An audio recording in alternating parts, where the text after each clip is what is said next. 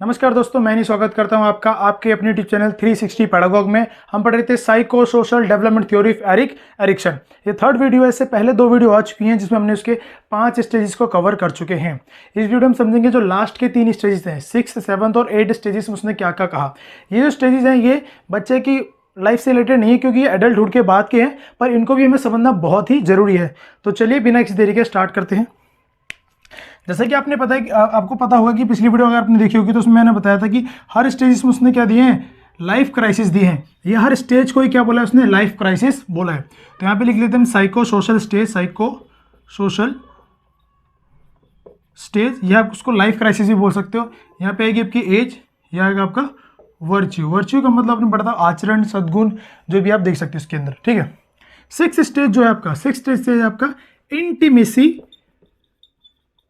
Versus isolation.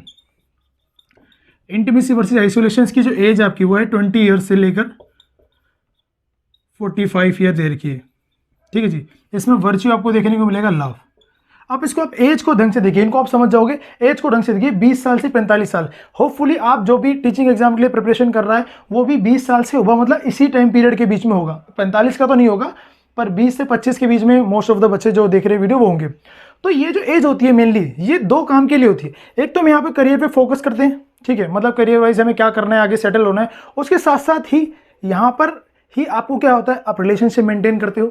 जो opposite gender है आप उनके साथ रिलेशनशिप मेंटेन करते हो। बहुत सारे लोगों की सी एज क्या होती है, शादी होती है कि नहीं। तो वही तो एरिक एरिक्सन ने कैरियर से रिलेटेड तो कुछ बताया नहीं इसमें, बट इसमें उन्होंने इंटीमेसी और आइसोलेशन के बारे में क्या क्या बताया, समझिए कि इस एज में व्यक्ति क्या करता है, वो इंटीमेसी डेवलप करने की कोशिश करता है। मतलब बहुत सारे व्यक्ति अपने इस एज में दिखोगे कि वो क्या करते हैं, रिलेशनशिप में आते हैं, अपोजिट जेंडर की तरफ उनके अट्रैक्शन ज़्यादा होता है इस एज में।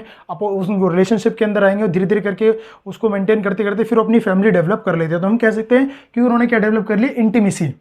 कि मैक्सिमम बच्चे किस में आएंगे, रिलेशनशिप मेंटेन करते हैं, फिर आप शादी वगैरह करके अपना सेटल हो जाते हैं। तो इसी एज में तो हम बोलेंगे उन्होंने क्या कर लिया, इंटीमेसी डेवलप कर लिए। पर बहुत सारे व्यक्ति क्या रह जाएंगे यहाँ पे इस एज में, वो ये सब करने में असफल रह जाते हैं। वो अपने रिलेशनशिप मेंटेन नहीं कर पाते सही से और अपनी वो फैमिली क्रिएट नहीं कर पाए। तो हम बोलेंगे वो किस में रह गए, वो रह गए आइसोलेशन है, मतलब अकेले ही रह गए। इसको आप एक एग्जाम्पल के जरिए भी समझ सकते हैं, इंटीमेसी वर्सेस आइसोलेशन। जैसे मैं खुद विराट कोहली का बहुत बड़ा फैन हूँ, तो विराट कोहली करियर वाइज उनका बहुत बढ़िया करियर है, वो एक लेजेंडरी प्लेयर है। बट उसके साथ साथ ही इसी टाइम पीरियड में उन्होंने क्या करा है, अपनी रिलेशनशिप मेंटेन करी अनुष्का शर्मा के साथ। धीरे धीरे करके वो रिलेशनशिप सक्सेसफुल रहा, फिर उन्होंने अपनी शादी कर ली। अब उनकी वाइफ है, उनका एक बच्चा भी है। तो वो अब उन्होंने क्या डेवलप कर लिया, धीरे धीरे इंटीमेसी। इसी टाइम पीरियड में व्यक्ति क्या करता है, इंटीमेसी डेवलप कर पाता है, और वरना वो क्या रहता है, आइसोलेशन में रह सकता है। जैसे कि आपने सलमान खान को देखा होगा, सलमान खान भी बहुत सारे रिलेशनशिप में रहे बट उसको मेंटेन नहीं कर पाए या फैमिली अपनी नहीं बना पाए, तो वो क्या रह गए, आइसोलेशन में रह गए। तो इंटीमेसी मतलब क्या, आप रिलेशनशिप मेंटेन कर पाते हो, आप एक फैमिली क्रिएट कर पाते हो, बट नहीं कर पाते तो आप किस में रहते हो, आइसोलेशन में रह जाते हो। या आप हमारे देश के प्रधानमंत्री नरेंद्र मोदी जी भी, वो भी आइसोलेशन में ही है। उनकी भी अपनी पर्सनल कोई फैमिली नहीं है, कोई उनकी ना मैरिज लाइफ शायद पहले थी, बट अब कोई नहीं, उनकी मैरिज लाइफ नहीं है, वो भी आइसोलेशन में ही हम कह सकते हैं। तो आई होप आपको समझ में आया होगा। इतना बहुत ज़्यादा इंपॉर्टेंट है नहीं ये स्टेजेस। 7th जो समझिए, 7th आपका ये इंपॉर्टेंट नहीं, आपको समझना चाहिए, जनरेटिविटी वर्सेस आपका स्टैग्नेशन। जनरेटिविटी वर्सेस स्टैग्नेशन का मतलब क्या समझिए, ये इसकी एज होगी 45 ईयर से लेकर, ये हम 45 से आपकी हो जाएगी 65 साल। ये जो टाइम पीरियड है इसमें आपका जो क्या वर्च्यू होगी वो आपकी होगी केयर। क्या होगी, केयर। ध्यान से समझिए, जनरेटिविटी वर्सेस स्टैग्नेशन का मतलब क्या होता है। जनरेटिविटी का मतलब होता है कि व्यक्ति बहुत हार के बाद भी कोशिश करता रहता है, कुछ ना कुछ करने की वो कोशिश करता रहता है, वो कभी खाली नहीं बैठता। तो हम कहेंगे कि वो व्यक्ति अपने अंदर डेवलप कर चुका है जनरेटिविटी। मतलब वो कुछ कर रहा है, हार हो रही है, फिर भी लगातार लगा हुआ है और कुछ ना कुछ अचीव करता रहता है। हर टाइम वो कुछ ना कुछ करने की सोचता रहता है। हम बोलेंगे वो व्यक्ति अपने अंदर डेवलप कर चुका है जनरेटिविटी। बट उसके दूसरी तरफ एक कुछ व्यक्ति ऐसे होते हैं जो मतलब छोटा मोटा काम करते हैं, वो सेटिस्फाई हो जाते हैं, पर वो आगे कुछ करने की कोशिश ही नहीं करते। मतलब वो जहाँ पर है वो वहीं पर रह जाते हैं, न वो आगे नहीं बढ़ पाते। अगर पर्टिकुलर आज जो स्टेज में, तो आज वो बढ़ ही नहीं पा रहे 10 साल बाद भी, तो वो क्या होंगे, वो होंगे स्टैग्नेशन के अंदर। स्टैग्नेशन मतलब ठहराव आ गया, बस रुके पड़े हो, आगे कुछ नहीं सक्सेस, मतलब अपने जो काम को भी वो डेवलप नहीं कर पा रहे।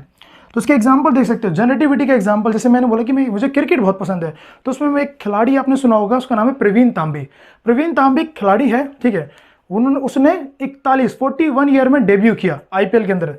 जर्नली लोग 30-35 या 35 से कम में, मतलब मैक्सिमम 35 से 40 एज में लोग रिटायरमेंट ले लेते हैं। 40 एज तक भी बहुत कोई बढ़िया खिलाड़ी होगा वो खेलता है, पर उसने 41 ईयर में क्या करा, अपना डेब्यू किया है।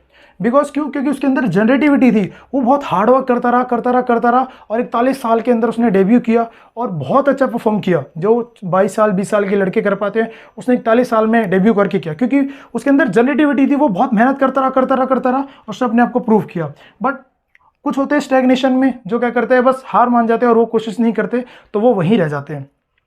जनरेटिविटी का और एक एग्जांपल देख सकते हो, आपने रतन जी टाटा का नाम सुना होगा। वो भी एक ऐसे व्यक्ति हो जो बहुत ही ज़्यादा हार्ड वर्किंग है। मैं अभी भी देखूँ तो अभी उनकी एज जो मतलब 75 से 80 के आसपास उनकी एज है, अभी भी वो बहुत हार्ड वर्किंग है। ऑफिस जाते हैं, काम करते हैं, मतलब अपनी एम्प्लॉयज़ के लिए बहुत काम करते हैं और देश की डेवलपमेंट में बहुत बड़ा सहयोग उनका है। मतलब बहुत ज़्यादा हार्ड वर्किंग, बहुत ज़्यादा जनरेटिविटी उनके अंदर है। तो हम देख सकते हैं उनके अंदर, इन दोनों के अंदर केयर देख सकते हो, अपनी फैमिली के लिए, अपने देश के लिए, अपने एम्प्लॉयज़ के लिए केयर देख सकते हो। और बहुत हार्ड वर्किंग है, जनरेटिविटी है। स्टैग्नेशन आप समझ गए, ठहराव आ गया, आगे वो कुछ नहीं करना चाह रहा। ठीक है, अगला जो है लास्ट स्टेज जो है इसको समझिए, ये कोई इंपॉर्टेंट स्टेज है, ego integrity versus despair. Ego integrity versus despair. जो एज यहाँ पे होगी आपकी अबव 65 ईयर, अबव 65 ईयर। यहाँ पे आपका जो वर्च्यू होगा वो होगा विजडम। क्या होगा? विजडम। ठीक है, अब ध्यान से समझिए, ये लास्ट स्टेज है। इस स्टेज में है क्या, ईगो इंटीग्रिटी का मतलब क्या है और डेस्पेयर का मतलब क्या, आपको समझ में आना चाहिए। ईगो इंटीग्रिटी का मतलब है कि व्यक्ति यहाँ पर आके, मतलब विजडम मतलब वो सोच विचार करता है, अपनी लाइफ को मतलब रिकॉल करने की कोशिश करता है कि उसने क्या क्या किया। तो वो देखता है कि अगर कोई व्यक्ति देख रहा है कि उसने सारे स्टेजेस जो उसकी लाइफ के हैं, अलग अलग पर्टिकुलर जो स्टेज थी, उसमें जो व्यक्ति करना चाह रहा था उसने वो सक्सेसफुली किया है, अच्छे से किया है, उसको किसी भी चीज़ का मलाल नहीं रहा कि मेरे को ये काम कर रहा था मैं कर नहीं पाया, उसने सब कुछ अच्छे से किया है, वो अपनी लाइफ से फुली सेटिस्फाइड है। तो उसके अंदर भावना डेवलप होगी ईगो इंटीग्रिटी की, कि वो जो करना चाह रहा था उसने सक्सेसफुली किया, उसको किसी भी चीज़ का मलाल नहीं है कि मैं ये नहीं कर पाया, उसने सब किया और वो अपने काम से सभी से सेटिस्फाइड है। तो उसके अंदर डेवलप होगी ईगो इंटीग्रिटी। अगर पर दूसरी ओर क्या होता है, कुछ व्यक्ति ऐसे होते हैं जो उनके जीवन भर वो बहुत कुछ करना चाह रहे थे पर वो कर नहीं पाए हैं। ठीक है, उनको मलाल रह जाता है चीज़ों का, वो निराश होते हैं। ठीक है, उनको आप रिग्रेट देख सकते हो, या पूर्ण क्या होते हैं, पूर्ण निराशा देख सकते हो। पूर्ण निराशा उनके जीवन में आप देख सकते हो। पूर्ण निराशा, रिग्रेट बहुत ज़्यादा है कि मुझे ये करना था मैं ये नहीं कर पाया, ये करना था ये नहीं कर पाया, तो वो होंगे डेस्पेयर। ठीक है, और पर जो व्यक्ति सक्सेसफुली सब कुछ कर पाया है और अच्छे से उसने अपनी जो भी नीड्स थी, वो जो भी उसकी वांट्स थी, वो अच्छे से कर पाया और वो फुली सेटिस्फाइड है, तो डेवलप कर लेगा अपने अंदर ईगो इंटीग्रिटी। तो आइए आपको समझ में आया होगा कि ईगो इंटीग्रिटी मतलब क्या है और डेस्पेयर का मतलब क्या है। यहाँ पे व्यक्ति पूर्णतः निराश है, उसने सारे स्टेजेस में मतलब जो जो उसको करना था वो कर नहीं पाया है, इसलिए वो निराशा है, रिग्रेट फील करता रहता है। बट व्यक्ति जो अच्छे से सब कुछ कर पाया है, उसके अंदर ईगो इंटीग्रिटी की भावना होती है कि मैं जो करना चाहता था वो मैं कर पाया। ठीक है, मैं अपने पूरे जीवन से फुली सेटिस्फाइड हूँ, मुझे किसी भी चीज़ का मलाल नहीं रहा कि मैं ये नहीं कर पाया, उसने सब कुछ किया। ठीक है, तो ये 3 स्टेज थे, last 3 stages, intimacy versus isolation, generativity versus stagnation, ego integrity versus despair. I hope आपको ये तीनों स्टेजेस अच्छे से समझ में आए होंगे। इस वीडियो के साथ जो 8 के 8 स्टेजेस है एरिक एरिक्सन की साइको सोशल थ्योरी में हम कवर कर चुके हैं। ठीक है, अब हम मिलेंगे ऐसे अगली वीडियो में, जिसमें हम जानेंगे कि एरिक एरिक्सन की जो क्रिटिसिज्म है उनको भी कुछ जानेंगे। तो इस वीडियो में इतना ही। अगर आपको वीडियो अच्छी लगी हो तो वीडियो को प्लीज़ लाइक और शेयर करना ना भूले और चैनल को सब्सक्राइब करना भी ना भूले। अब मिलेंगे आपसे अगली वीडियो में, तब तक के लिए धन्यवाद।